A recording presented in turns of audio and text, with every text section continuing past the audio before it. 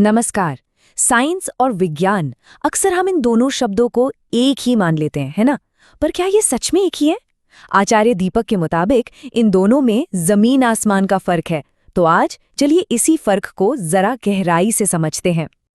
तो सवाल यही है, क्या साइंस और विज्ञान एक ही चीज है, या फिर हम जाने अनजाने में एक बहुत बड़ी गलतफहमी का शिकार हो रहे हैं? चलिए इस आम सोच को थोड़ा कुरेदते हैं और देखते हैं कि सच्चाई क्या है। देखिए, आचार्य दीपक के अनुसार ये सिर्फ दो अलग अलग शब्द नहीं हैं, ये तो दुनिया को देखने के दो बिल्कुल अलग अलग चश्मे हैं, दो अलग नजरिए हैं। एक का काम है ये बताना कि कोई चीज कैसे होती है, तो दूसरा इस सवाल की जड़ में जाता है कि वो क्यों होती है। तो चलिए शुरुआत करते हैं साइंस से, जिसे हम मॉडर्न साइंस कहते हैं। आखिर ये है क्या, इसका दायरा कहाँ तक है, और ये किन सवालों के जवाब देता है? अगर बिल्कुल सीधे साधे शब्दों में कहें तो साइंस भौतिक दुनिया का अध्ययन है। मतलब हर वो चीज जिसे हम देख सकते हैं, छू सकते हैं, नाप तौल सकते हैं, वो साइंस के दायरे में आती है। इसकी बुनियाद टिकी है सिर्फ दो चीजों पर, तर्क और सबूत। और यहीं एक बड़ी दिलचस्प बात सामने आती है। साइंस का फोकस सिर्फ और सिर्फ भौतिक चीजों यानी कि मैटर पर होता है। ये हमें ये तो बता सकता है कि कोई चीज कैसे काम करती है, लेकिन जैसे ही बात चेतना, आत्मा या अध्यात्म की आती है, साइंस वहां पर चुप हो जाता है। वो उसके दायरे से बाहर की बात है। तो यही साइंस की सबसे बड़ी सीमा भी है। ये आपको किसी मशीन की पूरी वर्किंग समझा देगा, एक एक पुर्जा कैसे काम करता है ये बता देगा, लेकिन वो मशीन बनाई ही क्यों गई, उसका मकसद क्या था, ये सवाल साइंस के लिए नहीं है। एक उदाहरण से समझते हैं, जैसे हमारा अपना शरीर। साइंस हमें शरीर की पूरी बनावट, पूरी फंक्शनिंग समझा सकता है। दिल कैसे धड़कता है, दिमाग में न्यूरॉन्स कैसे सिग्नल भेजते हैं, सब कुछ। पर साइंस इस सवाल पर आके रुक जाता है कि ये शरीर मिलाई क्यों, इसका उद्देश्य क्या है, इस जीवन का मकसद क्या है। तो फिर सवाल उठता है कि अगर साइंस हमें सिर्फ कैसे बताता है, तो फिर क्यों का जवाब कहाँ मिलेगा? अगर साइंस का दायरा भौतिक दुनिया तक ही है, तो चेतना और जीवन के उद्देश्य जैसे गहरे सवालों के लिए हम कहाँ जाएं? और बस यहीं से विज्ञान की दुनिया शुरू होती है।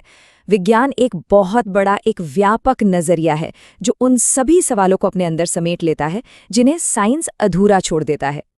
देखिए, विज्ञान शब्द का मतलब ही है विशेष ज्ञान। आचार्य दीपक के अनुसार ये वो ज्ञान है जो सिर्फ बाहर की भौतिक दुनिया तक सीमित नहीं है। नहीं, ये अंदर की दुनिया यानी हमारी चेतना, हमारी आत्मा का भी अध्ययन करता है। ये एक होलिस्टिक, एक संपूर्ण ज्ञान है।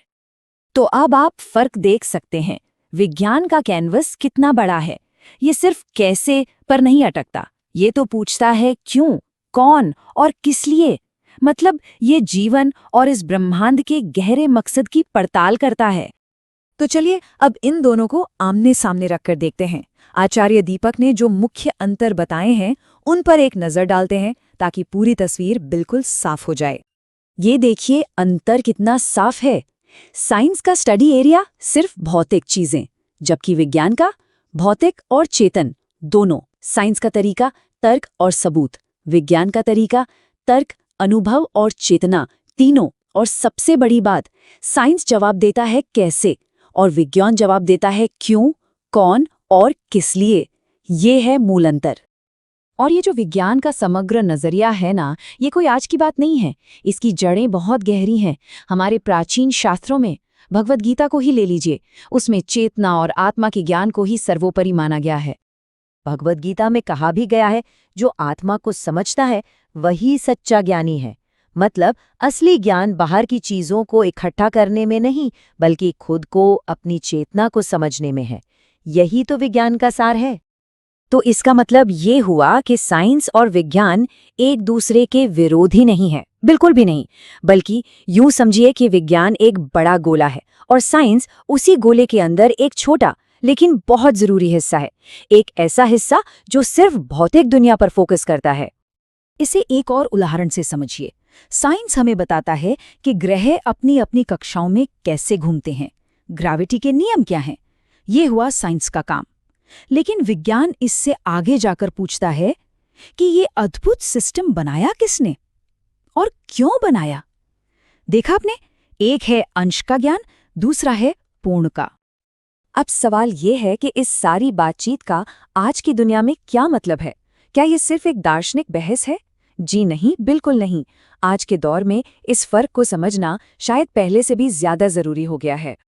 जरा सोचिए, आज हम जिन बड़ी चुनौतियों से जूझ रहे हैं, चाहे वो पर्यावरण का संकट हो या मेंटल हेल्थ का, क्या इनका समाधान सिर्फ टेक्नोलॉजी या साइंस से मिल सकता है?